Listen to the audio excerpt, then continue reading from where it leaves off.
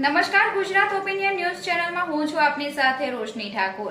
સમાચારોની વાત કરીએ તો નવસારી જિલ્લામાં બપોર બાદ આવેલા વાતાવરણમાં પલટાના કારણે કેટલાક તાલુકાઓમાં ધોધમાર વરસાદ પડતા વાતાવરણમાં ઠંડક પ્રસરી છે।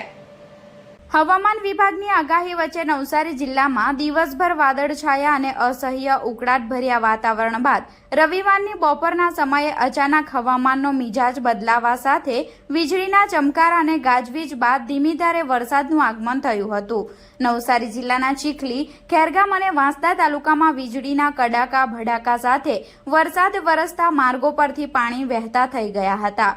છેલ્લા 2 દિવસથી વાદળછાયા વાતાવરણ વચ્ચે કાળઝાળ ગરમીના પગલે લોકો ત્રાહિમામ પોકારી ઉઠ્યા હતા।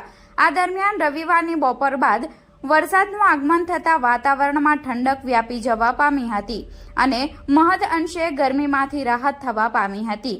માફકસરના વરસાદ ન થતા વરસાદની કાગડોળે રાહ જોતો જગતનો તાજ ચિંતાતુર બનવા પામ્યો છે।